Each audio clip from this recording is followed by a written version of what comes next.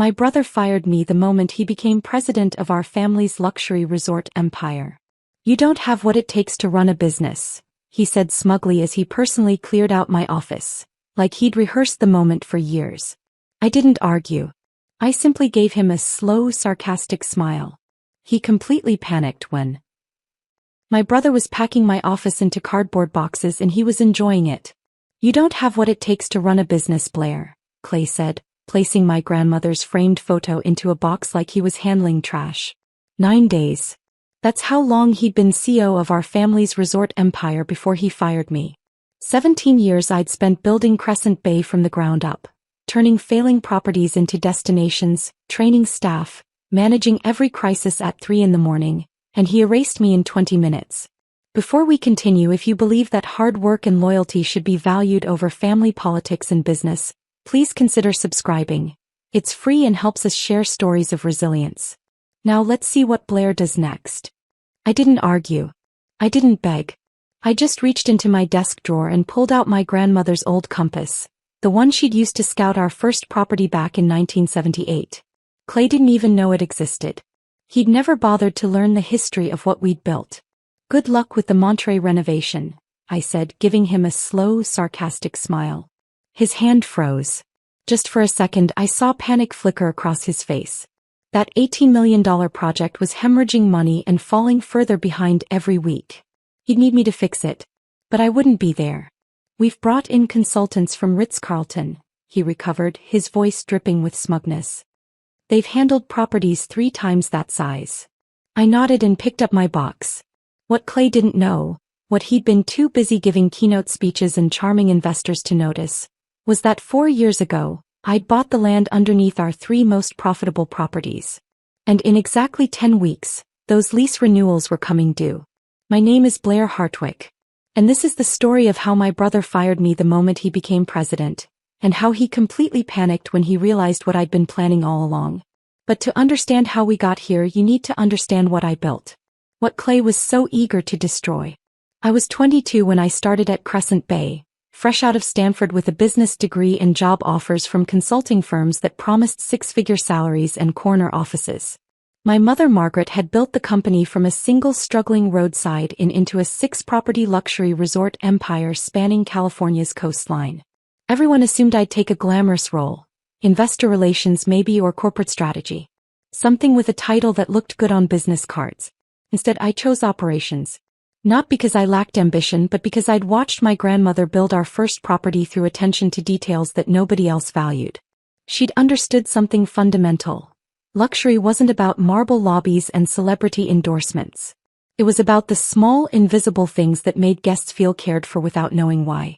While Clay spent his 20s at MBA networking events and investor cocktail parties, learning to charm venture capitalists and perfect his elevator pitch about disrupting the luxury hospitality space, I spent mine learning how resorts actually worked.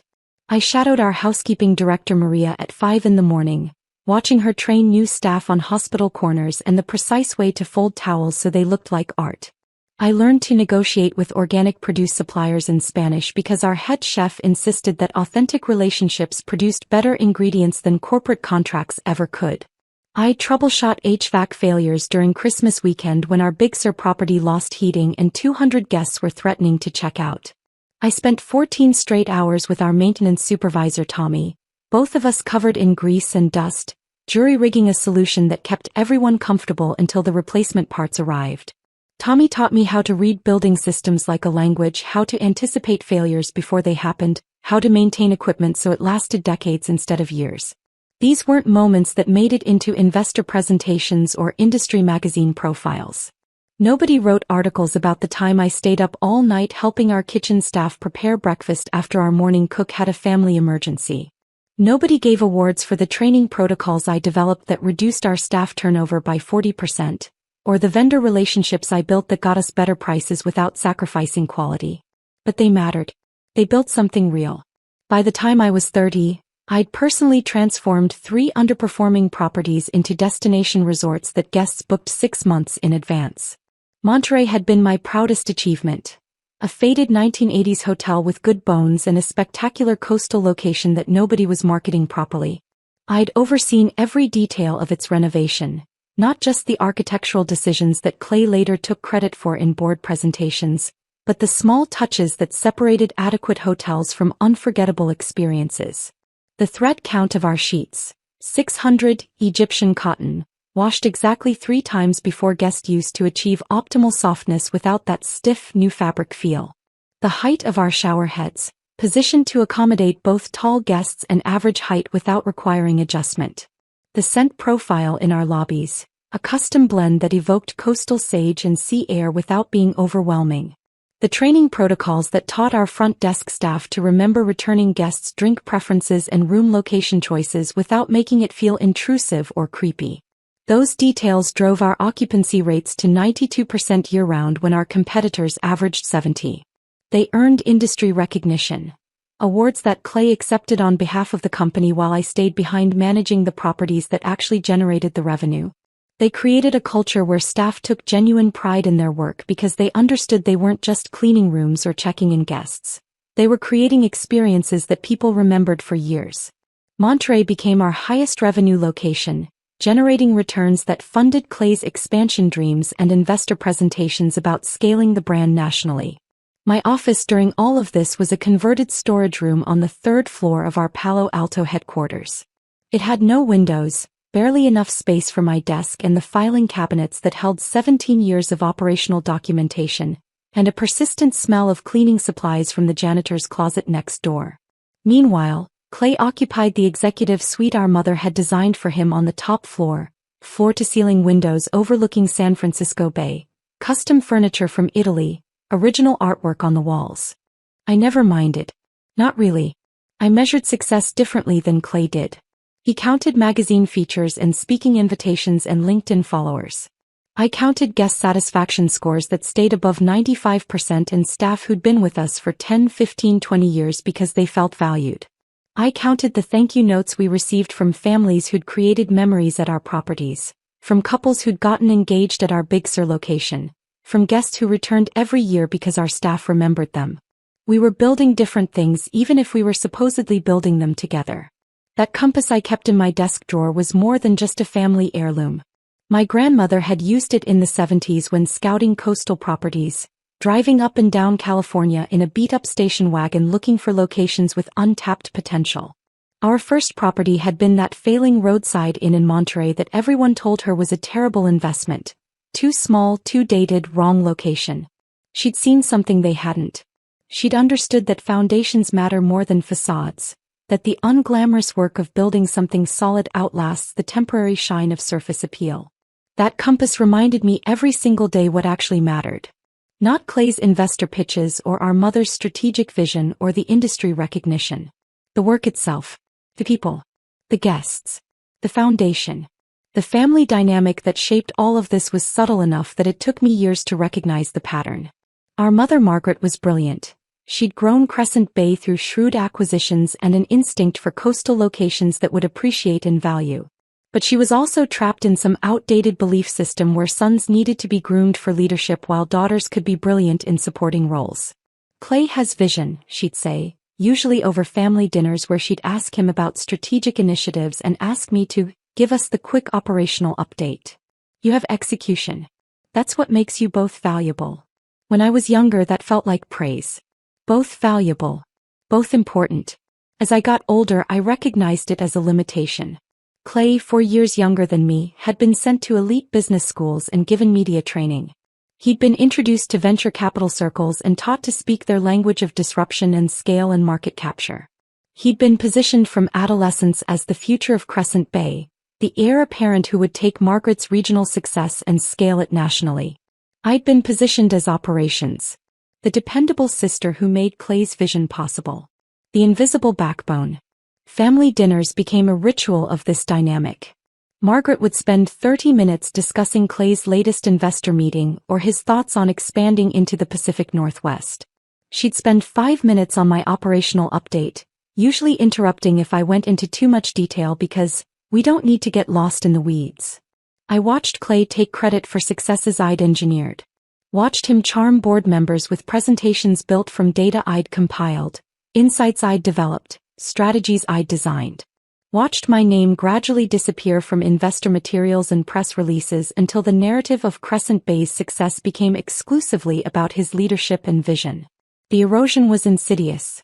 Not dramatic enough to confront without seeming petty or jealous, but corrosive enough that our sibling bond dissolved completely over the years. By the time Clay became CEO, we were colleagues who happened to share DNA, not family who happened to work together. About 18 months ago, the erosion accelerated into something more deliberate. Clay stopped including me in strategic planning meetings, claiming they were high-level vision sessions that didn't require operational input. He began questioning my budget recommendations in front of junior staff, undermining my authority in ways that seemed small individually but were devastating cumulatively. He reassigned my best people, property managers I'd personally hired and trained, to projects he controlled directly, gradually building a parallel operational structure that excluded me entirely. He was systematically erasing me from the Crescent Bay narrative, positioning himself as the sole architect of our success. I didn't understand why he was doing it so aggressively, why the erasure had accelerated so suddenly. But I felt it happening, felt my influence diminishing day by day, meeting by meeting. And then our mother announced she was stepping back into a chairman role. Clay would become CEO. His first executive decision 9 days into his tenure was firing me.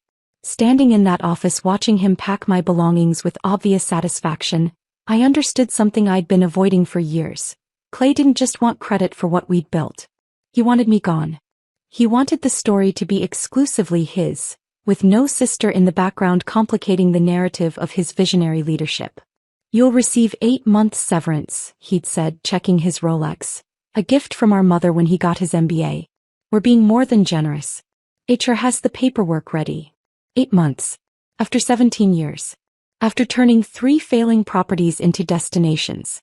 After building a culture that competitors tried to replicate. After generating the revenue that funded every expansion plan he'd ever pitched. I picked up that box containing my grandmother's photo and my Stanford diploma and 17 years of memories, and I walked out of Crescent Bay headquarters for what I assumed would be the last time. But as I drove away, past the building where I'd spent most of my adult life, I felt something unexpected. Not devastation or anger or grief, though those would come later. What I felt in that moment was cold, clear certainty. Clay had made a catastrophic mistake. And in exactly 10 weeks he was going to discover just how catastrophic it was. The morning after my termination, I woke at 5 a.m. out of pure habit. For 17 years that had been my routine. Check overnight incident reports from all 6 properties. Address any issues before they escalated to guests. Start the day solving problems. My hand reached for my phone automatically, muscle memory expecting the familiar stream of notifications. Nothing. No incident reports. No messages from night managers. No early morning calls about plumbing failures or guest complaints. Just silence.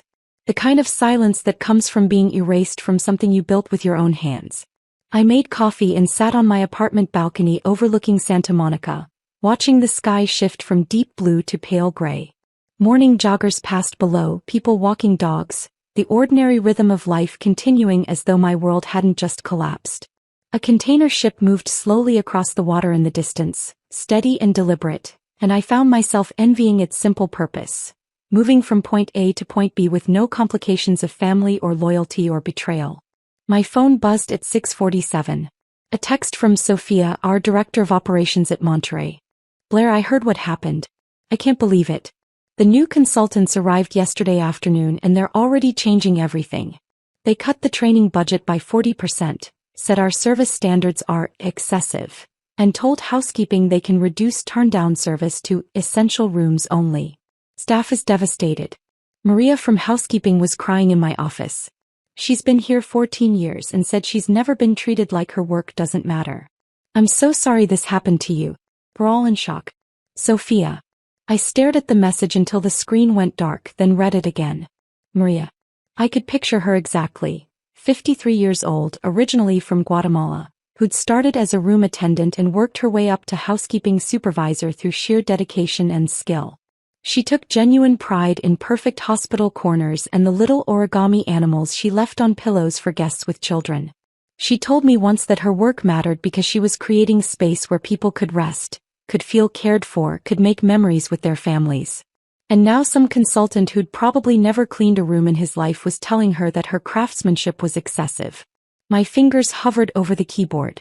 Every instinct I had screamed at me to call Sophia immediately, to walk her through how to push back against the consultants, to protect the staff I'd spent years training and valuing. These were my people. I'd hired most of them personally. I'd built a culture where excellence mattered, where staff understood their work had meaning beyond just checking tasks off a list. But I stopped myself. Forced my hands to set the phone down. This wasn't my problem anymore. Clay wanted sole control. He could manage the consequences.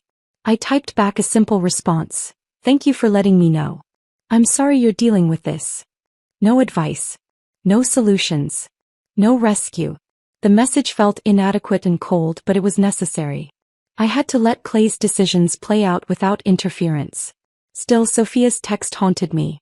I kept picking up my phone, reading it again, imagining Maria crying in Sophia's office after 14 years of dedicated work. At 11:30, another message arrived. This one from my mother. Lunch today. El Fornaio. 12:30. Il Fornaio was an upscale Italian restaurant in Palo Alto, 2 blocks from our corporate office. We'd eaten there occasionally over the years, usually to discuss business matters my mother didn't want overheard in the office. The location choice wasn't accidental. This wasn't going to be a casual mother-daughter lunch. I arrived exactly on time. Margaret was already seated at a corner table, looking every bit the elegant powerhouse who'd quadrupled our company's value over 3 decades. Her silver hair was perfectly styled, her suit was Armani, her expression was carefully neutral. She'd probably come straight from the office, from the company where I no longer worked, from meetings I'd no longer attend. He told me after he'd already done it, she said the moment I sat down. No greeting, no how are you holding up, just straight to her defense. I would have handled it differently. But you didn't reverse it, I observed quietly. Not an accusation, just a statement of fact. She sighed, touching her water glass without drinking. Clay believes Crescent Bay needs to evolve. Become more corporate, less family-centric in its management structure. And you agree?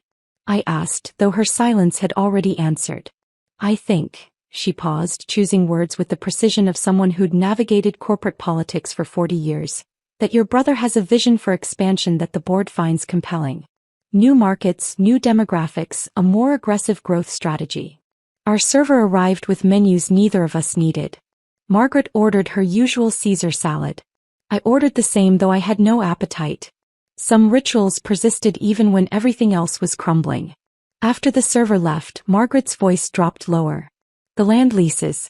Clay doesn't fully understand those arrangements. I set down my water glass with deliberate care. The corporate documents explain everything in detail. You know your brother doesn't read legal paperwork unless someone summarizes it for him. She gave me a look that was equal parts maternal concern and business calculation. The renewals come up soon. 10 weeks, I confirmed, meeting her eyes directly. My attorney has been preparing the new terms. My mother went very still. I watched understanding dawn across her features. Understanding mixed with something that looked almost like pride but also concern, maybe even fear about what came next. What are you planning, Blair? The question hung between us in the elegant restaurant. Other diners oblivious to the family drama unfolding over breadsticks and olive oil. Sunlight streamed through the windows, catching the wine glasses and creating small rainbows on the white tablecloth. Everything looked civilized and pleasant on the surface. I'd imagined this conversation for years, if I'm honest. The moment when my careful planning would become visible. When the overlooked daughter would finally have leverage the golden son couldn't match. I'd expected to feel satisfaction, vindication, maybe even triumph. Instead, I felt something more complicated. Sadness mixed with resolve. Love for my mother mixed with cold clarity that family loyalty had only ever gone one direction. Market rate leases, I said finally, my voice steady. Nothing more, nothing less. She nodded slowly, absorbing the implications. That will significantly impact our operating margins. Especially with the Monterey renovation overruns. Yes, I met her gaze without flinching. It will. We ate lunch in weighted silence. The kind that exists between people who understand exactly what's being left unsaid. Margaret had built Crescent Bay from almost nothing. She knew numbers, knew business, Knew exactly what market rate leases would do to profitability on 3 flagship properties. She knew I was taking away the financial advantage I'd been giving the company for 4 years. She knew this would hurt. But she wasn't asking me to reconsider. She wasn't apologizing for not reversing Clay's decision. She wasn't acknowledging that maybe, just maybe, firing your daughter after 17 years of loyal service wasn't the visionary leadership the board should be celebrating. As we finished eating, she reached across the table and took my hand. A rare gesture of physical affection from a woman who'd built an empire by being tough more often than tender. Your brother sees business as a competition to win, she said softly. You've always seen it as something to build and protect. Don't lose that part of yourself whatever happens next. I wanted to ask what she thought was going to happen. I wanted to ask if she'd known Clay was planning to fire me, if she'd encouraged it or just failed to stop it.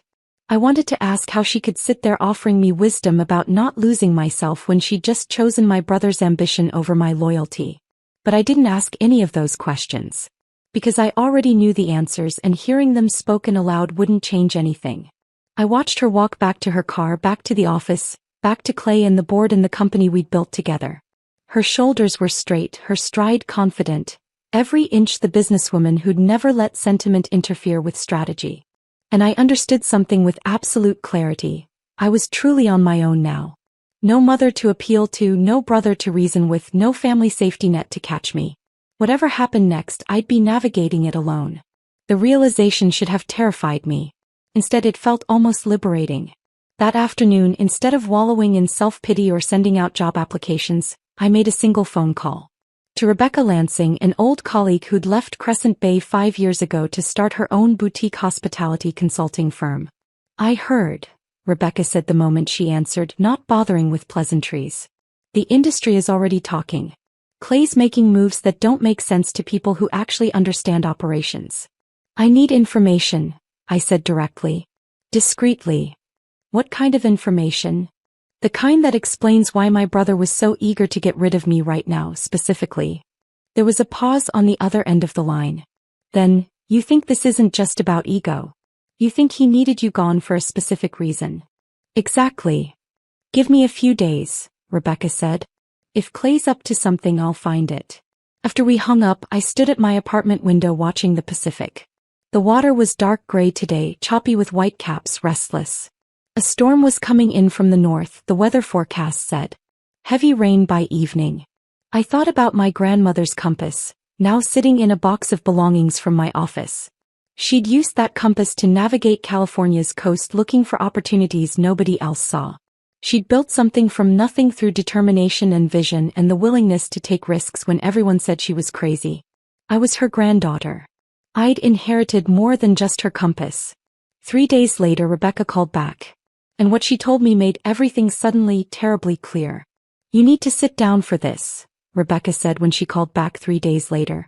I was already sitting, but I understood what she meant. Her tone carried the weight of information that would change everything. I pulled my laptop closer, ready to take notes, and waited. Blair, your brother has been building a competing resort company for the past 2 years.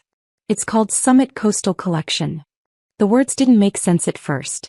I heard them, but my brain couldn't process the meaning. Competing company? While running Crescent Bay. What do you mean, competing? I asked slowly.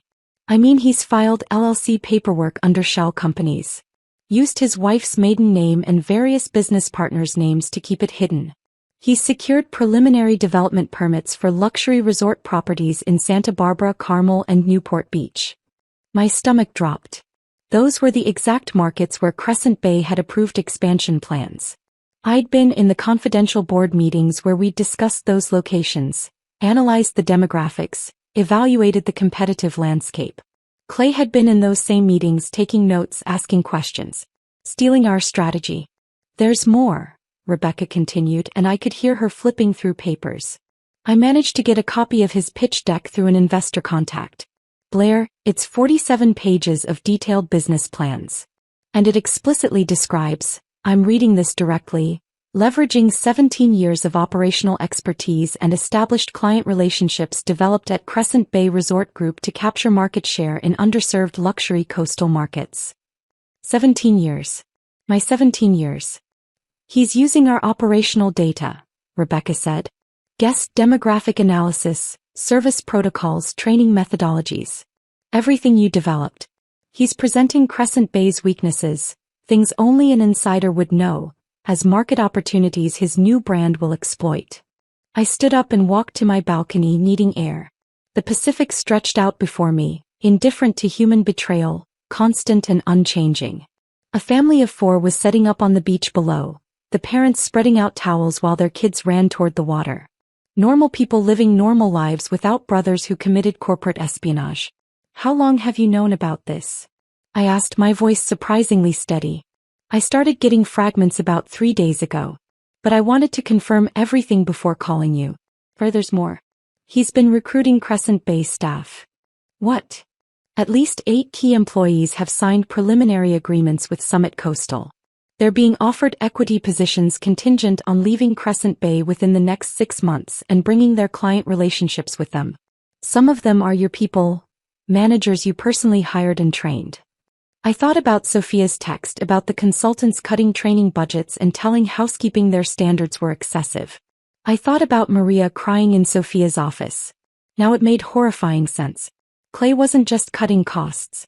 He was deliberately degrading the properties, making them less valuable, while simultaneously building a competing brand that would poach our best staff and our operational expertise. He needed you gone, Rebecca said quietly. You're the only person at Crescent Bay who actually understands operations well enough to notice what he was doing. You'd have spotted the staff recruitment, questioned the strategic decisions that didn't make sense, reviewed the permits and licensing. He couldn't build Summit Coastal with you watching. I closed my eyes, feeling the last piece of sibling affection dissolve completely. This wasn't about Clay thinking he could run the company better without me. This wasn't about ego or ambition or even family dysfunction. This was calculated theft. He'd spent 2 years planning to steal everything I'd built, rebrand it as his own achievement, and destroy our family's company in the process. Thank you, Rebecca, I said. Can you send me everything you found? Already in your email. Blair, I'm sorry. I know he's your brother. He was my brother, I corrected. Now he's just someone who made a very big mistake. After we hung up, I spent 2 hours reading through every document Rebecca had sent. The LLC filings. The development permits. The pitch deck with its glossy photos and stolen data. The staff recruitment contracts with their knowledge transfer requirements. Each page made me angrier and strangely calmer. Because now I understood exactly what I was dealing with. I was about to send the files to my attorney when my phone rang again. Unknown San Francisco number. Ms. Hartwick? This is Marcus Webb. I'm on the Crescent Bay board. I knew who Marcus was. One of Clay's business school friends, someone I'd assumed was completely in my brother's pocket. I need you to know something, he said without pleasantries. And I need you to know I'm calling against Clay's interests, which should tell you something about how serious this is. I'm listening. I joined your family's board because I respected your mother's vision and your operational track record. Clay told us you were leaving voluntarily. He said you were burned out, that you wanted to pursue independent consulting, that it was an amicable transition. We thought we were supporting a graceful exit. That's not what happened, I said flatly. I'm realizing that now. I've seen your lease renewal terms. Market rate instead of the preferential rates you've been giving the company. That got me asking questions about why you'd make that change. And then I heard rumors about something called Summit Coastal Collection. They're not rumors, I said. I have documentation. There was a long pause. Clay lied to us, Marcus said, and he sounded genuinely angry. He lied about your departure and now I understand why. There's a board meeting scheduled for tomorrow afternoon. He's going to propose that Crescent Bay sell the Monterey, Big Sur, and Laguna Beach properties. My hand tightened on the phone. On what grounds? He'll argue that your new lease terms make them financially unviable. That we should sell quickly to minimize losses before the market realizes they're struggling. He's already got a valuation firm preparing analysis that will show the properties are worth less than they actually are. The final piece clicked into place with devastating clarity. Clay wanted Crescent Bay to sell the properties at distressed prices. Then Summit Coastal, probably through straw buyers or friendly investors, would acquire them. He'd operate the resorts I'd built while paying me rent for the land, all while destroying the family business our grandmother founded. It was brilliant and sociopathic in equal measure. Why are you telling me this? I asked Marcus. Because I don't like being lied to. And because what Clay's doing isn't just unethical, it's potentially illegal. He's using his position as CEO to advantage a competing business he secretly owns. That's a breach of fiduciary duty at minimum, possibly corporate espionage depending on what proprietary information he's used. Thank you for calling, I said. I appreciate your integrity. What are you going to do? I'm not sure yet, I lied. I knew exactly what I was going to do. After Marcus hung up, I sat very still thinking through options. I could attend the board meeting tomorrow, present the evidence of Summit Coastal, expose Clay's betrayal publicly. That would feel satisfying. It would also give him time to prepare a defense, to spin the narrative, to potentially destroy evidence. Or I could do something different. Something strategic. I pulled up my contacts and found a name I hadn't called in 3 years. Catherine Winters, CEO of Pacific Luxury Group. We'd met at a hospitality industry conference, and she tried to recruit me for a senior operations role. I'd declined out of family loyalty, the same loyalty that had gotten me fired and betrayed. Her assistant answered, and I was surprised when Catherine came on the line personally within 2 minutes. Blair Hartwick, she said warmly. I heard about what happened at Crescent Bay. The industry is buzzing. News travels fast, I said. In hospitality it always does. Especially when someone with your reputation gets pushed out by someone with significantly less operational expertise. What can I do for you?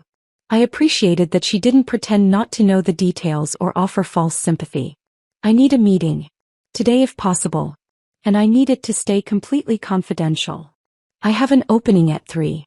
My office in San Francisco. I'll be there. Catherine's office was everything Clay's had been and mine never was. Floor-to-ceiling windows overlooking the Bay Bridge, custom furniture, original artwork. The kind of space designed to impress and intimidate. But Catherine herself was surprisingly approachable, mid-50s with sharp eyes and a directness I immediately appreciated. So, she said once we were seated with coffee, I heard Crescent Bay might be selling some properties. 3 properties, I confirmed. They're most profitable ones. There's a board meeting tomorrow where my brother will propose the sales. And you own the land beneath those properties, Catherine said.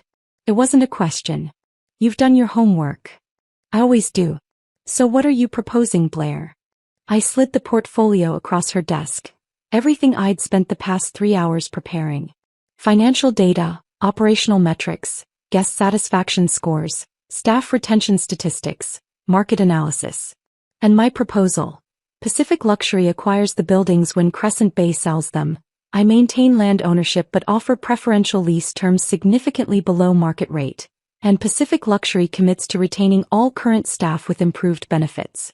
Catherine reviewed the materials in silence. She had the kind of focus that reminded me of my grandmother, seeing past surface details to underlying value. Why not just raise the rent and keep collecting checks, she asked finally. You'd make more money with less work. Because my brother is planning to acquire the properties himself through his competing brand, I explained. I'd rather choose my business partners than be stuck with someone who spent 2 years stealing from me. Competing brand? Catherine's eyebrows rose. I showed her Rebecca's file on Summit Coastal Collection. Watched her expression shift from surprise to understanding to something like respect. That's audacious, she said. And stupid. Using proprietary information while serving as CEO? That's corporate suicide if anyone finds out. Someone is about to find out, I said. But I'd prefer the discovery happens after I've secured the future of the properties and the staff I built them with. Pacific Luxury has a reputation for maintaining quality standards and valuing employees during acquisitions. That matters to me more than maximum profit. Catherine studied me for a long moment. Family businesses are complicated, she said finally. This isn't about family anymore, I replied. It's about protecting what I built from someone who was willing to destroy it for his own gain. She smiled slightly. Let's build something better. Catherine's legal team moved with impressive speed. Within 48 hours of our meeting, I received a draft acquisition proposal that was more comprehensive than anything I could have created myself.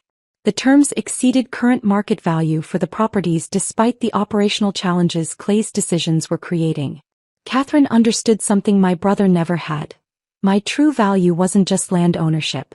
It was the institutional knowledge, the staff relationships, the operational expertise that would take years for any outside buyer to replicate.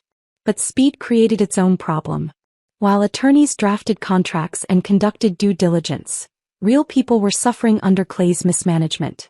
I kept getting texts from staff, not asking for help directly but sharing their frustration and confusion. The consultants had eliminated our artisan bread supplier in favor of frozen rolls from a national distributor.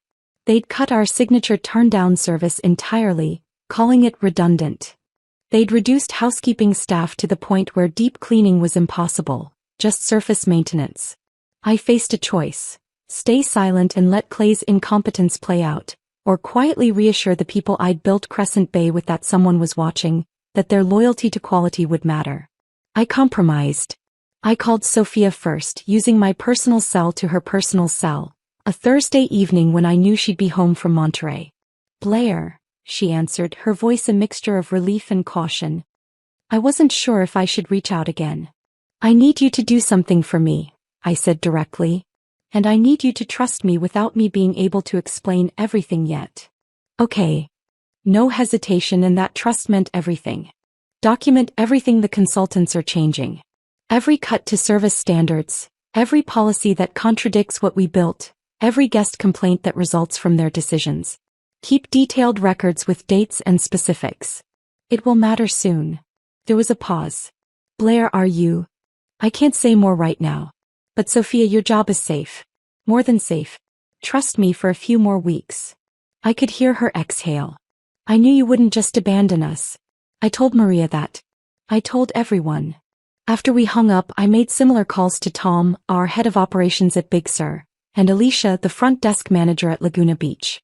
3 more key people who'd been with me for years, who understood what we'd built, who were watching it crumble under Clay's arrogance. I never explicitly mentioned Pacific Luxury or the acquisition strategy, but I made sure they knew someone was watching, someone cared, someone would act. These conversations violated the clean separation Clay had imposed. But I didn't care.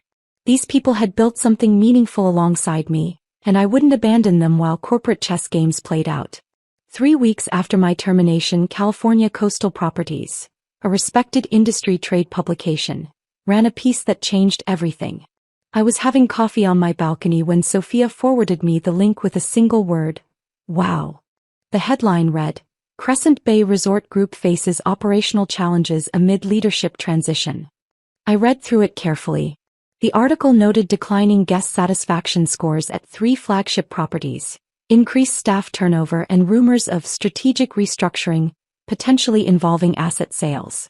It mentioned that Pacific Luxury Group, known for acquiring distressed coastal properties and returning them to profitability, had expressed interest in prime California coastal assets currently undergoing operational transitions. The article never named me directly, but anyone in our industry would connect the dots immediately. The operational backbone had been removed, properties were declining, and a respected competitor was circling. The timeline was too specific to be coincidental. My phone rang within an hour. "Margaret, did you see the article?" she asked without preamble. "I did. Clay is furious. He thinks you're behind it." "I didn't speak to any journalists," I said truthfully. I hadn't needed to. The industry was watching, drawing their own conclusions from observable facts. He sent a company-wide email denying everything. But Blair, the board rejected his proposal to sell the properties this morning. They want more information about the operational challenges before making any divestiture decisions. I sipped my coffee, watching a pelican dive for fish in the surf below. "That sounds prudent." "He knows you've been meeting with Pacific Luxury," Margaret said quietly. "He hired someone to follow you." That should have alarmed me, but instead I almost laughed. Clay was so convinced that everything was about him, about attacks and competition and corporate warfare. It hadn't occurred to him that maybe I was just building something new, protecting people he'd hurt, creating value that didn't revolve around him at all. "What are you trying to accomplish?" Margaret asked, and I heard genuine confusion in her voice. "I'm protecting what I built," I said simply. The same way you taught me to. She was silent for a long moment. The board wants answers. About the properties, about the lease arrangements, about what's actually happening operationally. Then they should ask someone who actually knows operations, I said. Oh wait, they fired her. I regretted the sharpness immediately, but Margaret just sighed. You're right. We did. And I'm watching Clay discover what we lost. 2 days later, Sophia called with information that shifted everything again. Blair, something happened yesterday that you need to know about. Clay held a meeting with department heads at Monterey. He was reviewing financial reports when his attorney pointed something out. Apparently, they just discovered that the land payments we've been making for 4 years, they've been going to you. I'd been expecting this discovery eventually, but the timing surprised me. And Clay completely lost it. Started yelling about hidden conflicts of interest and corporate manipulation. He called an emergency board meeting for this afternoon. He's arguing that you've been secretly positioning yourself to sabotage the company. The payments are all documented in the corporate financial reports, I said calmly. Every board member has received them annually for 4 years. That's what Marcus Webb said. He interrupted Clay and pointed out that if Clay hadn't read the financial disclosures, that was his failure, not your deception. Blair was brutal. Clay's credibility with the board is falling apart. After Sophia hung up, I sat very still, thinking through implications. Clay was panicking, making mistakes, attacking me publicly. Which meant he was desperate. Which meant he knew his plans were unraveling but couldn't see the full picture yet. My phone buzzed with a text from Rebecca. Call me. No. Found something big. I called immediately. Blair, I found the recruitment contracts, Rebecca said without preamble. Clay has signed agreements with 8 key Crescent Bay employees offering them equity positions in Summit Coastal Collection. I knew he was recruiting staff, I said. You told me that already. But I didn't have the actual contracts before. Now I do. And Blair, they're explicit. The employment offers are contingent on the employees leaving Crescent Bay within 6 months and bringing their client relationships with them. The contracts require them to share operational knowledge, guest preferences, service protocols, everything they developed at Crescent Bay. My hand tightened on the phone. That's not just poaching staff. That's industrial espionage, Rebecca finished. Exactly. One of the attorneys approached to review these contracts had ethical concerns about the knowledge transfer requirements. He reached out through our network because he knew my history with Crescent Bay. He wanted someone to know what was happening. Send me everything, I said. Within an hour I had the complete picture. Clay's competing resort brand with its stolen strategic markets. The development permits filed while he was serving as COO and CO. The pitch deck with proprietary operational data I'd developed. The staff recruitment contracts with their knowledge transfer requirements. The plan to force Crescent Bay to sell properties at distressed prices so Summit Coastal could acquire them. It wasn't business competition. It wasn't even aggressive entrepreneurship. It was systematic theft of 17 years of my work, disguised as visionary leadership. I forwarded everything to Marcus Webb with a simple message. I think the board should see what they're actually dealing with before making any decisions about property sales. Marcus called back within an hour. His voice was tight with controlled anger. I've reviewed everything you sent. This is worse than I thought. Much worse. Yes, I said simply. We need to have another board meeting. A real one with complete information. And Blair, you need to be there. I looked out at the Pacific thinking about my grandmother's compass, about foundations and facades, about the difference between what looked impressive and what actually mattered. I'll be there, I said. But I'm not coming to defend myself. I'm coming to present facts. What the board does with those facts is their decision. Fair enough, Marcus said. Meeting is scheduled for next Tuesday. 2 o'clock. After we hung up, I felt something unexpected settle in my chest. Not satisfaction or vindication, but clarity. For 17 years I'd built something real while Clay built a reputation. Now we'd both be measured by what we'd actually created versus what we'd claimed. And I was no longer afraid of that comparison. The weekend before the board meeting, I did something I hadn't done in years. I turned off my phone and went for a long drive up the coast. I needed to think without interruption, to prepare mentally for what was coming, to make peace with the fact that I was about to destroy my brother's career. I drove north past Malibu, past Ventura, all the way to the property in Big Sur. I didn't go inside, I just sat in my car in the overlook parking area, watching the Pacific crash against the rocks below. This was one of the properties I'd transformed, one of the places where I'd spent countless hours working with staff perfecting details, building something that mattered. Clay wanted to steal it, rebrand it, claim it as his own creation. I thought about my grandmother, about that compass she'd used to scout locations. About how she'd built something from nothing through grit and integrity. About how she'd never taken shortcuts or stolen credit or betrayed people who trusted her. I pulled out my phone and turned it back on. 17 missed calls, most from numbers I didn't recognize. But one was from my mother, time-stamped at 11:47 p.m. the night before. There was a voicemail. I almost deleted it without listening. But something in the timestamp, nearly midnight on a Saturday, made me press play. Blair. My mother's voice was shaking in a way I'd never heard. I didn't know. I swear I didn't know about Summit Coastal. Marcus sent the complete file to all board members yesterday. I've spent the evening reading through everything and her voice broke. Call me. Please. I sat there for a long moment watching seabirds circle over the water. Then I called her back. She answered on the first ring. Blair. I got your message. He used information from board meetings, she said without preamble, her voice raw with something between anger and grief. Markets we decided on in executive sessions. Financial projections from private discussions. Development permits filed in cities we'd identified as expansion targets. He's been stealing from us while I defended his vision, while I told you he needed space to lead. I remained silent, letting her work through it. I chose him over you, Margaret continued, and now I could hear she was crying. You warned me 4 years ago about vulnerabilities. You protected us by buying that land. You've been saving this company while he's been planning to destroy it. And I defended him when he fired you. I told you he had vision, that you should trust his leadership. The silence between us stretched, carrying decades of family dynamics I'd never fully articulated.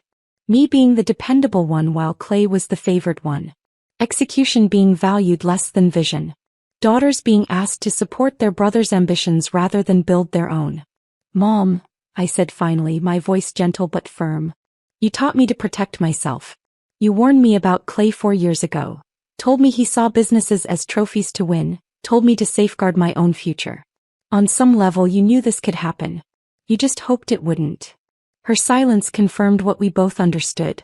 She'd seen Clay's selfishness, his willingness to take credit for others' work, his view of business as something to conquer rather than build. She'd warned me to protect myself precisely because she'd feared this moment. But when it came, she'd still chosen to believe in his vision over my loyalty.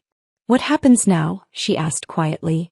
That depends, I replied, on whether the board wants to protect Crescent Bay or protect Clay. They can't be the same thing anymore, can they? No, I said. They can't. We talked for another hour, the longest real conversation we'd had in years. Margaret told me about finding the staff recruitment contracts, about realizing Clay had been planning this betrayal for 2 years while sitting in family dinners, while accepting her guidance, while letting her believe they were building something together. She told me she felt like she didn't know her own son, and I didn't have the heart to tell her that maybe she'd never really known him at all.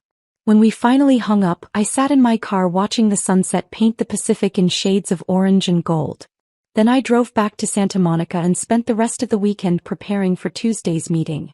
Catherine's team had been working around the clock. The acquisition proposal they drafted was comprehensive. Financial terms that exceeded market value, staff retention guarantees with improved benefits, commitments to maintain service standards, even profit-sharing programs for property-level management. It was the kind of deal that protected people, not just assets. My own attorney had prepared something equally thorough. A presentation documenting Clay's betrayal with the kind of detail that left no room for interpretation. Side-by-side comparisons of Crescent Bay's confidential strategic plans and Summit Coastal's development permits. Excerpts from Clay's pitch deck showing proprietary operational data.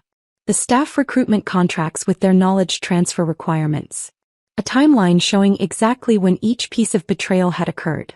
I also had operational reports showing the damage Clay's management was causing in real time. Guest satisfaction scores dropping from 95% to 73% in just 6 weeks. Staff turnover up 35%.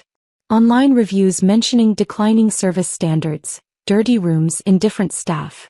Revenue projections showing the properties would become unprofitable within 18 months if current management continued. The evidence was devastating, methodical, irrefutable. Catherine reviewed everything Monday afternoon in her office. When she finished, she looked at me with something like respect mixed with concern.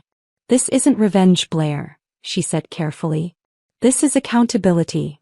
"It's both," I admitted. "I'm protecting people and principles I care about. But I'm also making sure Clay faces consequences for what he's done." "He's your brother." "He was my brother," I corrected. "Now he's just someone who made a catastrophic mistake and is about to discover the cost." That night I stood on my balcony one last time before the meeting, thinking about everything that had brought me here. I thought about my grandmother founding our first property with nothing but determination and a compass. About my mother building an empire through shrewd decisions. About 17 years of my life poured into creating something excellent. About Clay systematically trying to steal it all. And I thought about the staff, Maria and Sophia and Tom and Alicia and all the others who'd built Crescent Bay alongside me, who were watching standards crumble, who deserved better than a CEO who saw them as expendable. This wasn't just about me anymore. It never had been. Tuesday morning arrived clear and cold. I dressed carefully, not the operational casual I'd worn for 17 years, but a suit that meant business. Professional, polished, ready. Walking into the Crescent Bay boardroom felt surreal. I hadn't been in this space since Clay fired me 6 weeks ago. The room looked exactly the same, the long mahogany table, the leather chairs, the windows overlooking Palo Alto, but everything felt different. Clay sat at the head of the table where our mother used to sit, his face already tight with defensive anger. He'd clearly prepared for battle. Margaret sat to his right, looking older and smaller than I'd ever seen her. The other board members filled the remaining seats, their expressions carefully neutral. I took a seat at the opposite end, placed my portfolio in front of me and waited. Clay opened immediately, his voice sharp. "Let's be clear about what's happening here.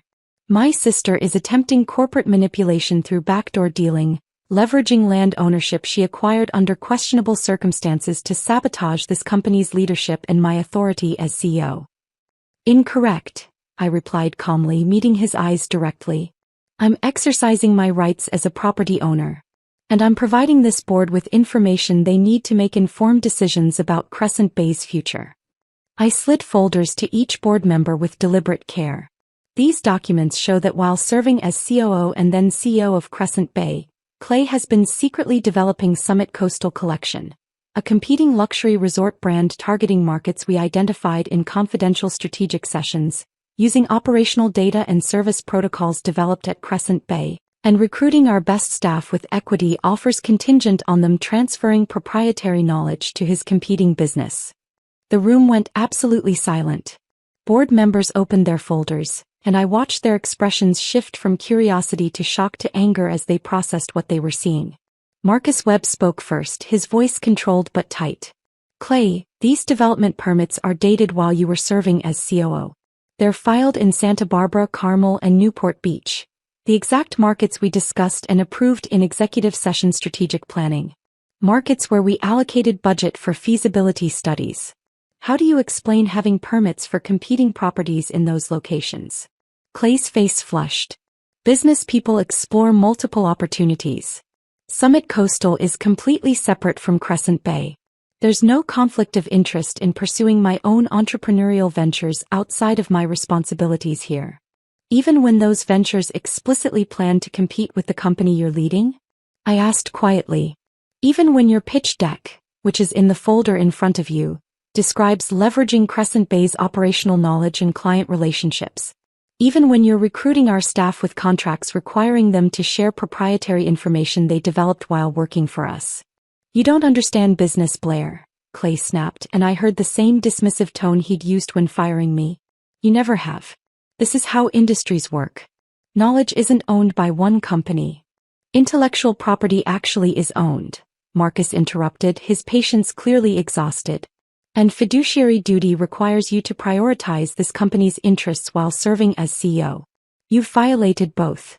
Systematically and deliberately." Jennifer Park, a board member who'd initially supported Clay's aggressive growth strategy, was reading through the pitch deck with visible anger.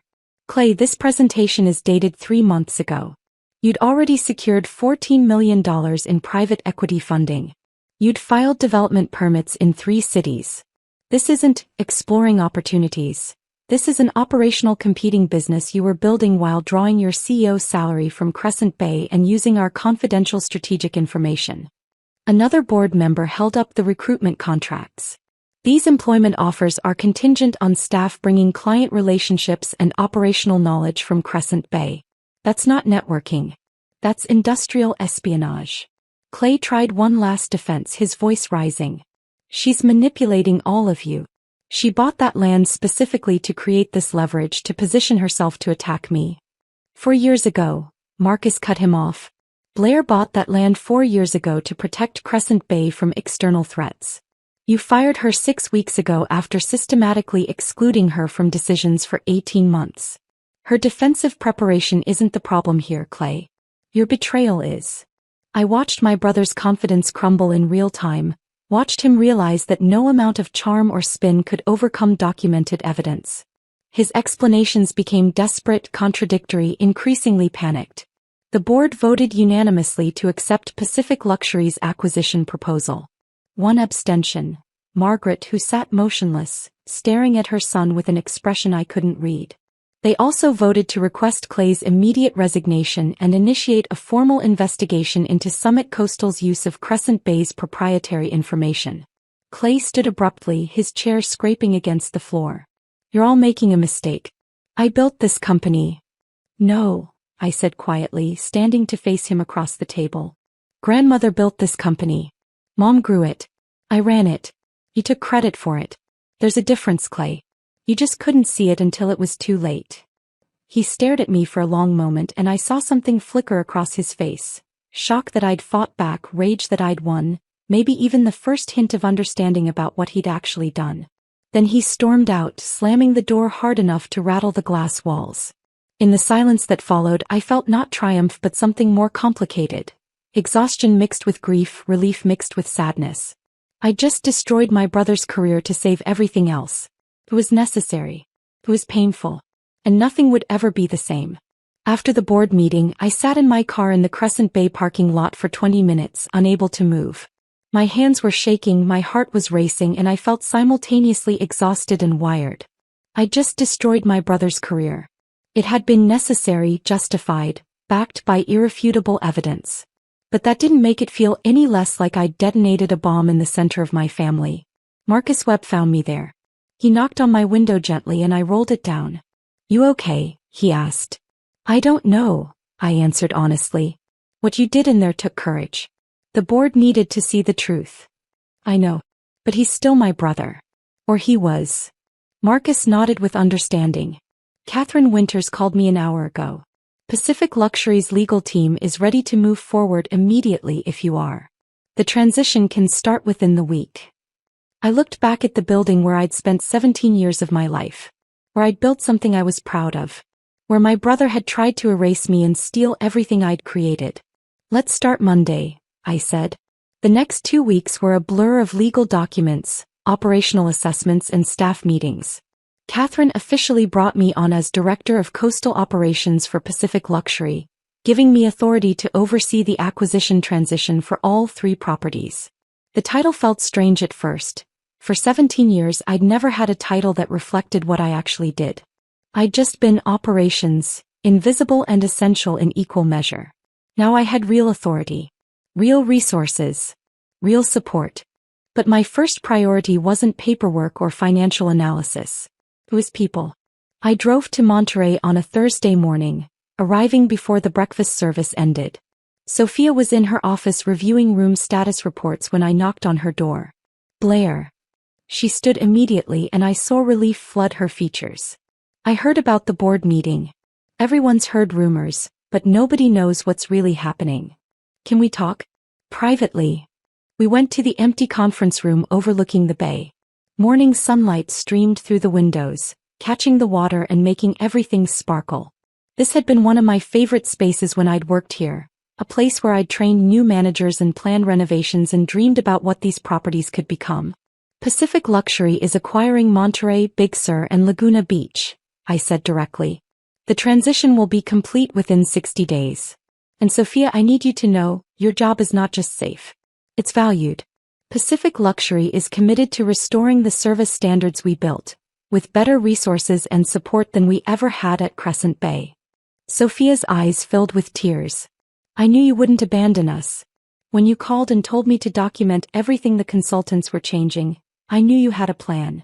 You kept the standards alive when Clay's people were trying to destroy them, I said. That mattered. That's why we can recover so quickly now. We talked for another hour. I explained the acquisition terms, the staff retention guarantees, the improved benefit packages. I answered her questions honestly, acknowledged the chaos she'd endured, validated the pain of watching something we'd built get dismantled by people who didn't understand what made it special. There's something else, I said as we were finishing. Pacific Luxury offers profit-sharing programs for property-level management. You'll have actual ownership stake in the success you create. Not just a salary and a thank you, real financial participation. Sophia cried then properly. Not sad tears but overwhelmed ones. In 14 years at Crescent Bay I never felt like Clay saw my work. He'd visit properties for photo opportunities with VIP guests, but he never asked about operations, never wanted to understand what actually made things run. I know, I said quietly. I lived that too. I had similar conversations that week with Tom at Big Sur and Alicia at Laguna Beach. With Maria, the housekeeping supervisor who'd been told her meticulous work was excessive. With James, the maintenance director who'd been forced to defer repairs to meet budget cuts. With every key staff member who'd built these properties alongside me. Each conversation was personal, honest, and necessary. I acknowledged what they'd endured, validated their expertise, and made concrete commitments about what came next. Not corporate speak or vague promises, but specific details about how their work lives would improve. Catherine attended several of these meetings, observing but rarely speaking. Afterward, over coffee at a cafe overlooking the Monterey Pier, she said something that surprised me. I've acquired 12 properties in my career, Blair. I've never seen anything like how your people respond to you. They don't just respect you, they believe in you. You didn't just manage them. You built a culture they were willing to fight for. They believed in what we were building together, I said. That's different than believing in me. No, Catherine shook her head. They believed in you. Because you believed in them first. That's what we're really acquiring here. Not just real estate and operational systems, but a culture of excellence that can't be replicated by consultants or purchased with capital. The operational improvements came quickly once staff had leadership they trusted. Service standards were restored within the first month. Training programs resumed. The consultants Clay had brought in were dismissed, and their cost-cutting measures were reversed.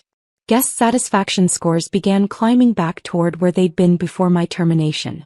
But emotional recovery took longer. Staff needed time to believe the chaos was actually over, that the new leadership wouldn't disappear or change their minds, that they could invest emotionally in their work again without fear of having it devalued. 3 weeks after the acquisition began, my mother called and asked if I'd come to her house in Carmel. Not for a business meeting or a tense lunch in a public restaurant, but to her home. The first time she'd invited me there since Clay fired me. I almost said no. But something in her voice, a vulnerability I wasn't used to hearing, made me agree. Saturday afternoon, I drove to Carmel and pulled up to the house where I'd spent countless family dinners and holiday gatherings.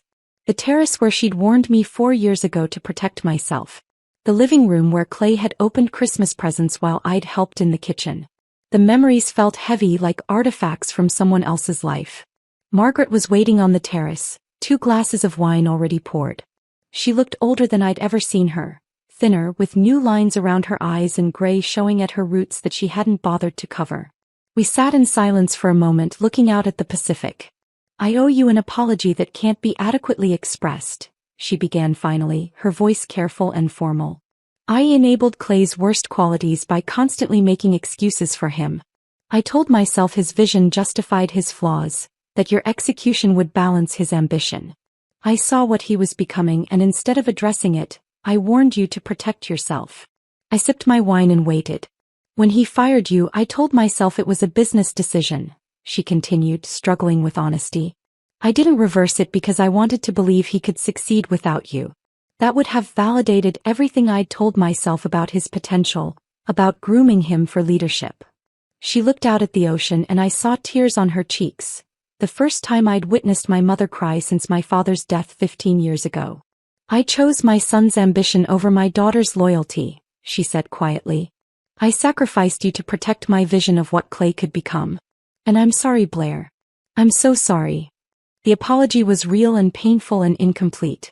Because she was apologizing for the acute betrayal, not reversing Clay's decision, but not for the 17 years of chronic favoritism that had made that betrayal possible. Not for positioning Clay as vision while I was execution. Not for years of family dinners where his strategic initiatives mattered more than my operational updates. Not for grooming him for leadership while teaching me to be indispensable in ways that ultimately made me disposable. Mom, I said carefully, I appreciate the apology. I do. But I need you to understand, this wasn't just about Clay firing me. It was about 17 years of being treated as the infrastructure that made his success possible. Of watching you position him as the future while I was positioned as the foundation. You taught me to be excellent at being undervalued. She nodded slowly, absorbing the truth. You're right. And I don't know how to fix that. You can't fix it, I said. You can only acknowledge it and do better going forward. We talked for 2 more hours, the most honest conversation we'd had in decades. She told me about the guilt of watching Clay's betrayal unfold, about finding the Summit Coastal files and realizing her son had been lying to her face for 2 years. She told me about stepping down from Crescent Bay's board entirely because she couldn't bear watching what remained of the company. I told her about the pain of invisibility, about watching Clay take credit for my work, about the slow erosion of being valued but not recognized. About building something extraordinary and having your own family dismiss you from it. Can we rebuild? She asked as the sun started setting. Maybe, I said honestly. But it has to be real this time. No more favoring one child's ambition over the other's contributions. No more asking me to minimize my hurt to preserve family harmony. Real or nothing. Real, she agreed. We started having dinner once a week after that. Not at restaurants but at her house, just the 2 of us. Slowly, carefully we built something different than what we'd had before. Not the easy relationship of mother and daughter who'd never disappointed each other, but the harder relationship of 2 people who'd hurt each other and were choosing to acknowledge it. 2 months after the board meeting, Rebecca called with news I'd been half expecting. Summit Coastal is dissolving, she said. The investors discovered Clay's pitch deck contained proprietary information from Crescent Bay. They've withdrawn all funding and are threatening legal action. Clay's trying to negotiate settlements to avoid criminal charges. I sat very still, phone pressed to my ear. Where is he now? Moving to Arizona apparently. Taking some position in commercial real estate. Completely different industry. After we hung up, I stood on my balcony and cried. Not for Clay's consequences, he'd earned those through his own choices. But for the brother I'd once had before ambition poisoned him. For the family we might have been if he'd valued loyalty more than trophies. For the sister I'd been who'd believed that working hard and building something excellent would be enough. That version of me was gone. And grieving her felt necessary. 4 months after my termination, I stood on the infinity pool deck at Grandview Coast, the property formerly known as Monterey, watching the sunset paint the Pacific in shades of amber and gold. The renovation we'd started under Clay's mismanagement was finally complete. Executed properly this time with adequate budget and skilled contractors and my direct oversight. The property was beautiful. More than that, it was excellent in ways that mattered. Service standards that guests noticed, staff who took pride in their work, operational systems that functioned seamlessly. Sophia found me there, tablet in hand. Latest guest satisfaction scores just came in. 96%. Highest in the region. I smiled, feeling something I hadn't felt in months. Not vindication or revenge, but genuine pride untangled from family complication. You built something remarkable, Blair, Sophia said. We built it, I corrected. And we're building it again. Better this time. As autumn deepened into winter, I found myself facing the first major holiday season without family traditions. Thanksgiving had always meant my mother's Carmel house, the formal dining room set with her grandmother's china, extended family gathered around the table, Clay holding court while I helped in the kitchen. For 39 years that had been the rhythm of November. This year Margaret invited me to her weekly dinner on Thanksgiving. A quiet meal, just the two of us. I almost accepted out of habit, but then I imagined sitting at that table where so many family decisions had been made without my input, where my contributions had been summarized in quick operational updates, while Clay's vision received hours of discussion. "I'm not ready yet," I told her on the phone. "I need more time." "I understand," she said, though I heard disappointment in her voice. "What will you do?" "Work," I said simply. And I did. I drove to Grandview Coast on Thanksgiving morning and spent the day with staff preparing for what would be our busiest weekend of the year.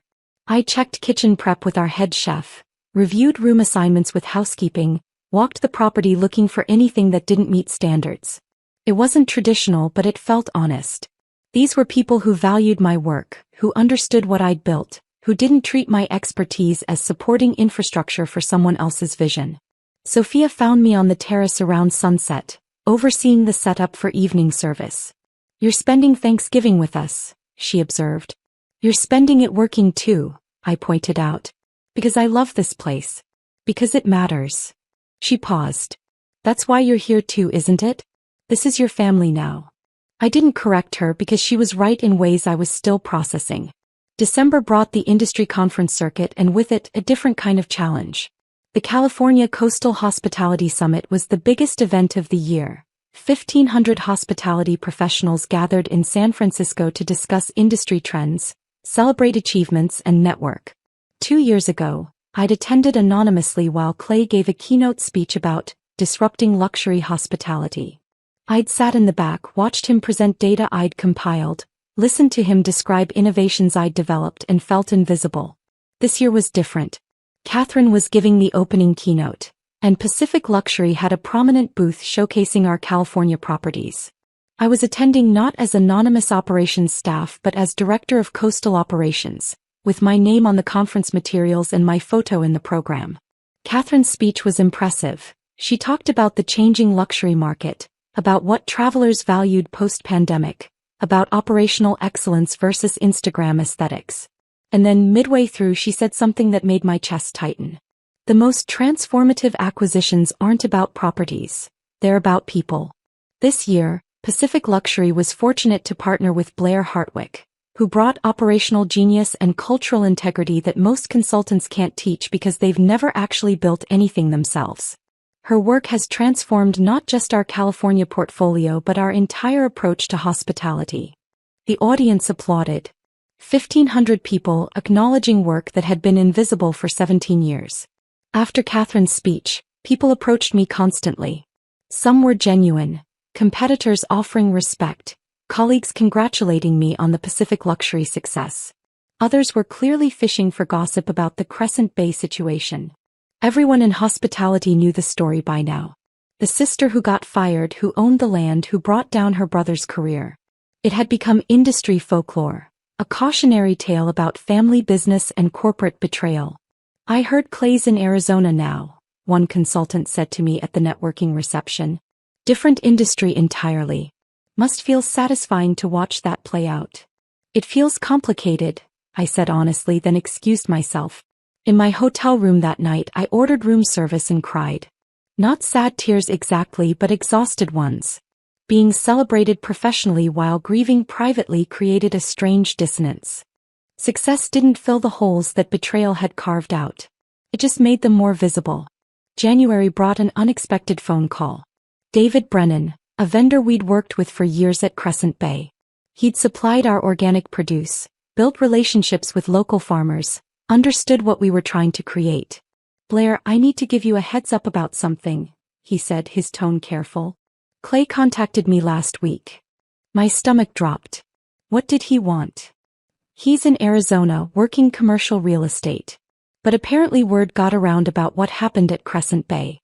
He's having trouble building credibility, getting clients to trust him. He asked me to reach out to you. I closed my eyes.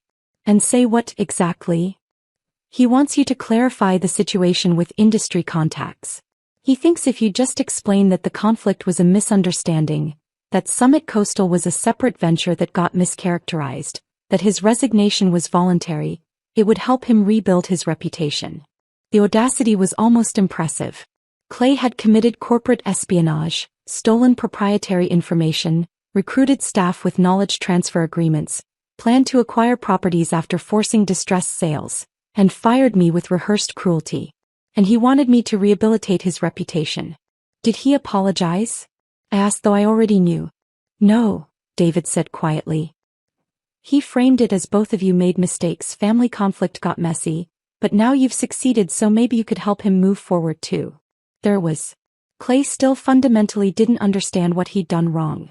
He saw our conflict as a business competition that got out of hand, not as betrayal that destroyed trust. He thought reputation was something you managed rather than something you earned through actual integrity.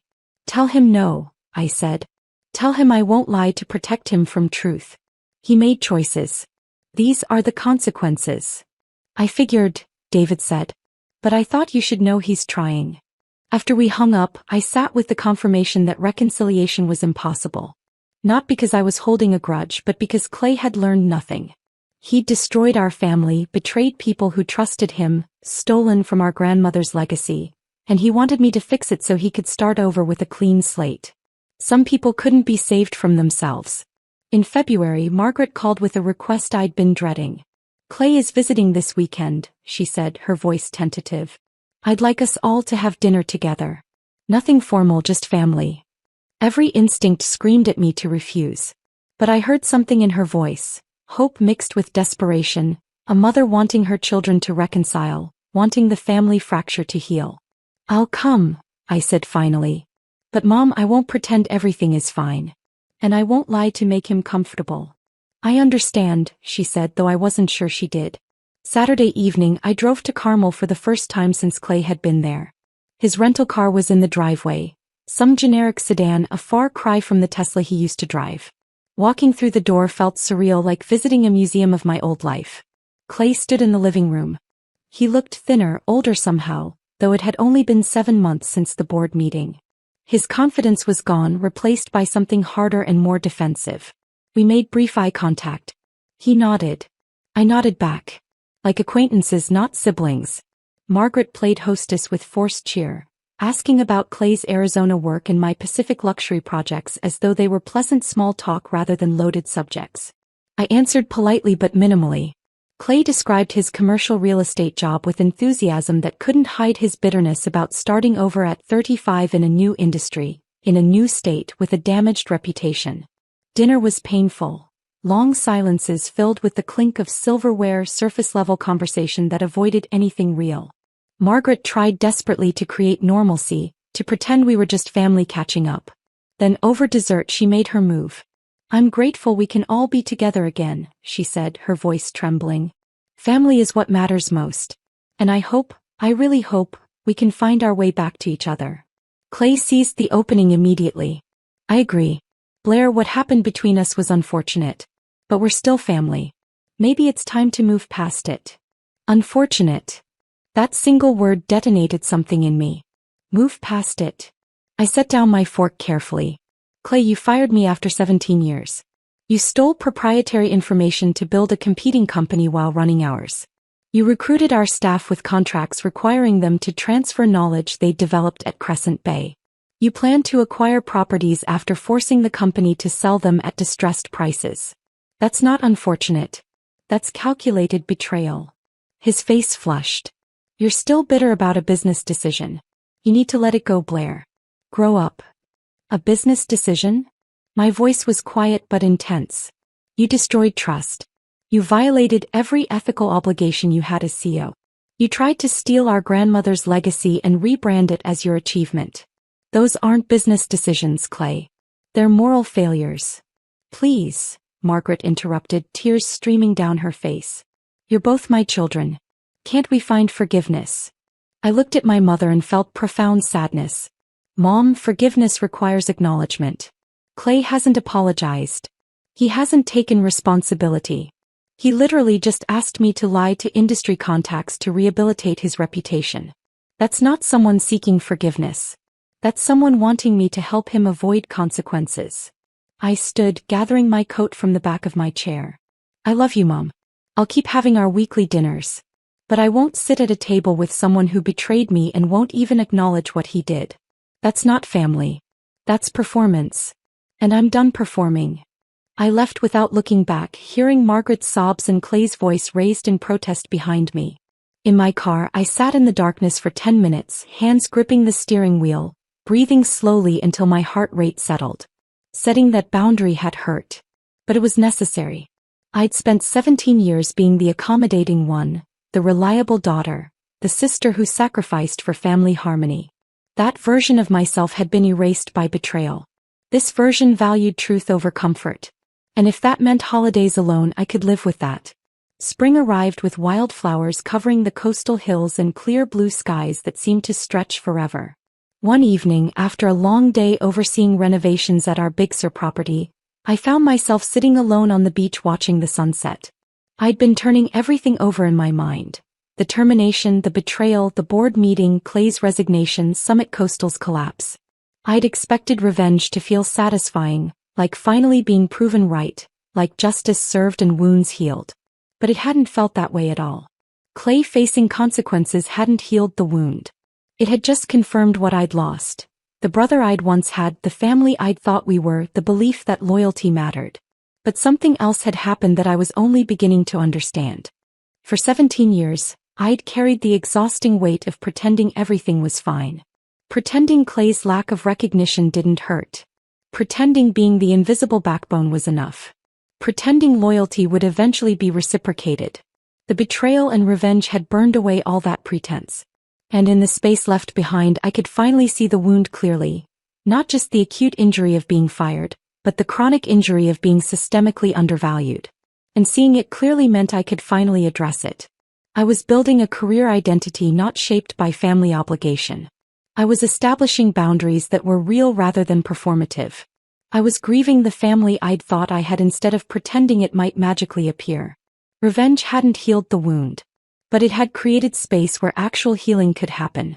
Space where I could build something based on my values rather than family expectations. The foundation had survived everything.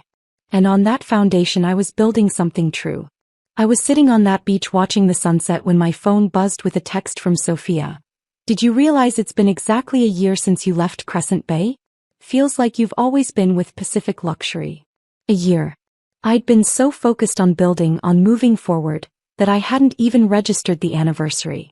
The Crescent Bay chapter felt distant now, like something that had happened to a different version of myself. Someone younger, more willing to accept invisibility, still believing that loyalty would eventually be reciprocated. The next morning, I drove to Grandview Coast for a routine property walkthrough. It was something I did weekly at each location, checking details that most executives would delegate but that I'd learned mattered immensely. The small things that separated adequate hotels from exceptional ones. I arrived during the afternoon shift change, when day staff briefed evening staff on guest needs and ongoing issues. The kind of operational continuity that only happened when people took genuine pride in their work. Standing on the infinity pool deck, I watched the choreography of excellence I'd spent a career building. A housekeeper named Jennifer checked a room turn-down setup. Pillows positioned precisely, curtains adjusted for optimal light, the origami crane on the pillow that guests photographed and posted on social media. She wasn't following a checklist. She was creating an experience. At the front desk, I watched Marcus greet a couple who'd stayed with us 6 months ago. Welcome back, Mr. and Mrs. Chin. We have you in the same ocean view room you requested. And I took the liberty of stocking the minibar with the sparkling water you preferred last time. The couple looked genuinely touched. That was the difference. Anticipating needs before they were stated, making people feel remembered and valued. A maintenance supervisor named Tom coordinated a minor plumbing repair in a vacant room, timing it during low traffic hours to avoid disturbing guests. He'd worked with me at Crescent Bay for 12 years before following me to Pacific Luxury. He understood that maintenance wasn't about fixing problems. It was about preventing guests from knowing problems existed. Catherine found me on the deck, tablet in hand. Quarterly reports just came in, she said, handing me the device. All 6 properties exceeded revenue projections. Staff retention is at 94%, highest in Pacific Luxury's history. And guest satisfaction scores are leading the entire region. I scrolled through the data, feeling something I'd rarely experienced at Crescent Bay, Unambiguous professional pride. Not pride overshadowed by watching someone else take credit. Not satisfaction filtered through family dysfunction, but clean recognition that the work was excellent and everyone knew it. You know what's different here? I said slowly, working through thoughts as I articulated them. At Crescent Bay, everything I built was tangled with family dynamics. My excellence was always filtered through my mother's favoritism toward Clay, through his need to take credit, through the narrative that I was support for his vision. I was creating something remarkable, but I could never just enjoy it. There was always this awareness that my contributions would be minimized or erased. I paused, watching the Pacific catch the afternoon light. Here the work is just the work. It speaks for itself. And that's enough. Catherine nodded with understanding. Family businesses are complicated. We've built something cleaner. Later, alone in my office, I recognized the profound truth. I'd created something more meaningful at Pacific Luxury in 1 year than in 17 years at Crescent Bay. Not because the work itself was different, but because the context allowed it to be seen clearly. Excellence without dysfunction. Recognition without conditions. Success that was actually mine. My weekly dinners with Margaret had settled into a comfortable rhythm, something neither of us had expected. We'd meet at different restaurants around the coast, quiet places where we could talk honestly without audience or performance. Margaret had transformed in unexpected ways. After selling her Crescent Bay shares and stepping away from the company entirely, she'd embraced retirement with surprising enthusiasm. She traveled constantly, weeks exploring Tuscany, a month hiking in New Zealand, river cruises through Europe that she'd always been too busy for. "I think I forgot how to exist outside of work," she told me one evening over dinner at a small French restaurant in Carmel. "After your father died, Crescent Bay became my entire identity. I pushed Clay into leadership because I needed someone to carry that forward, to validate all the years I'd invested." She paused, choosing words carefully. "I didn't recognize I was sacrificing you to preserve my own vision of what the company should become."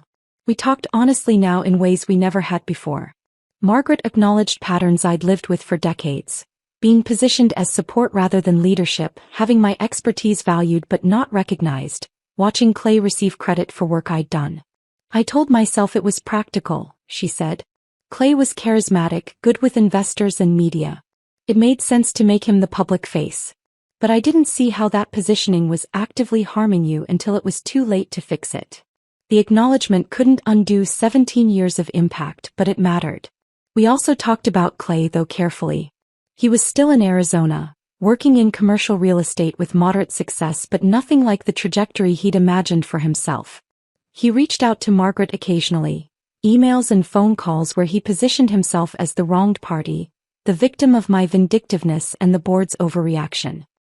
"He still doesn't understand what he did wrong," Margaret said quietly. "He sees it as a business conflict that got messy, not as betrayal that destroyed trust." "I know," I said. "I keep hoping he'll take real responsibility. That maybe someday we could rebuild some version of family.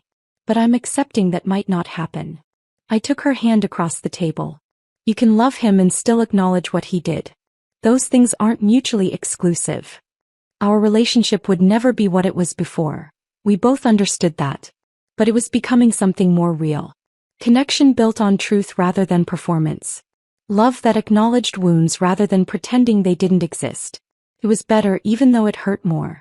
3 months after the anniversary of my termination, I attended the annual Hospitality Industry Conference in San Francisco. I was browsing vendor booths when I heard my name. Blair Hartwick. I turned to find James Morrison, a former Crescent Bay operations manager I'd hired and trained a decade ago. We'd lost touch after my termination, and seeing him felt like encountering a ghost from my past life. "James, how are you?" We found a quiet corner cafe and caught up over coffee. He'd stayed at Crescent Bay after I left, hoping the transition would stabilize. It hadn't. "Blair, it's bad," he said, lowering his voice. "Really bad. After you left and Clay resigned, the board brought in a management consulting firm to run operations. They treat the properties like assets to optimize rather than experiences to create." He showed me his phone, recent online reviews with consistent themes. Declining service standards. Dirty rooms. Indifferent staff. Maintenance issues that lingered for days. "They've cut training budgets by 60%, James continued. Reduced staff to absolute minimum coverage. Replaced most of your vendor relationships with cheaper national contracts. Guest satisfaction scores have dropped 40% across all properties. I thought about the relationships I'd built.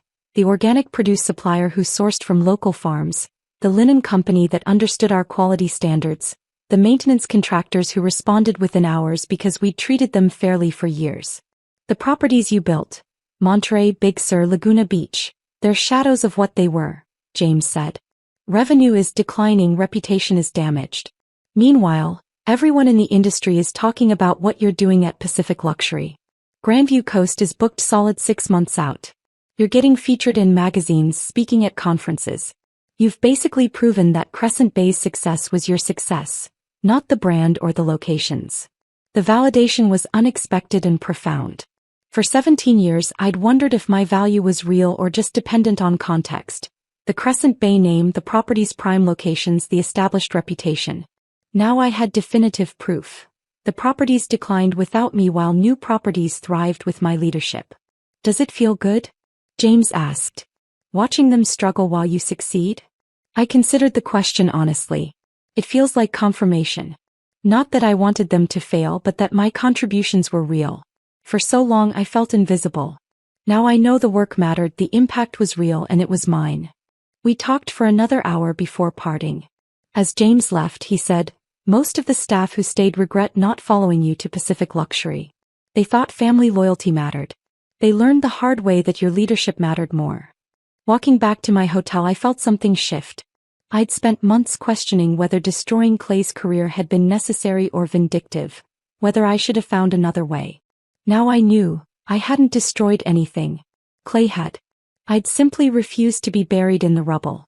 Late afternoon sun streamed through the floor-to-ceiling windows at Grandview Coast as I conducted my final walkthrough of the day. This had become my routine, ending each week at the flagship property, checking details, observing staff, ensuring excellence. I walked through the lobby where guests relaxed with wine and conversation, past the restaurant where our chef prepared local seafood with ingredients from relationships I'd cultivated, through the staff areas where people worked with dignity because they knew they mattered. In my office, a real office with ocean views, not a converted storage room, my grandmother's compass sat on the desk beside quarterly reports showing all 6 properties exceeding projections. I thought about everything that had brought me here. 17 years of invisible work. My brother's betrayal. My mother's favoritism. The revenge that hadn't healed wounds but had created space where healing could happen. I thought about Clay in Arizona starting over and felt not satisfaction but acceptance that some people never learn. I thought about Margaret trying to rebuild our relationship through honesty rather than pretense. I thought about staff who'd trusted my leadership and been rewarded for that trust. And I thought about my grandmother scouting coastal properties with nothing but determination and a compass, building something from nothing through integrity rather than entitlement. Success wasn't about corner offices or CEO titles or family validation. It was about building something solid enough to weather betrayal, valuable enough that others would fight to preserve it, meaningful enough to be worth protecting, even if protection required transformation. The foundation remained. Companies changed, relationships evolved, families fractured, identities shifted. But the foundation of who I was, what I valued, how I worked, that remained solid. Clay had tried to erase me, but he'd only proven my worth by revealing what happened when I was gone. As I prepared to leave for the evening, I took one last look through my office window. Guests checking in with smiles. Staff moving with purpose. The Pacific stretching infinite beyond the property. I'd lost a family business but built a professional legacy. Lost a brother but gained clarity about my own value. Lost the comfort of family belonging but gained the freedom of genuine recognition. The foundation remained. And on that foundation I'd built something true, earned through excellence, valued for what it was, completely and undeniably mine. Tomorrow I'd review reports, visit another property, continue building. Tonight I'd go home, pour wine, watch the sunset and feel something I'd rarely felt at Crescent Bay. Satisfaction in work that spoke for itself. The foundation remained. Everything else was just construction. And I'd finally learned to build from strength rather than loyalty that was never mutual. If this story of strategic justice had you hooked from start to finish, hit that like button right now. My favorite part was when Blair walked into that boardroom with evidence Clay never saw coming. What was your favorite moment? Drop it in the comments below. Don't miss more powerful revenge stories like this. Subscribe and hit that notification bell so you never miss an upload.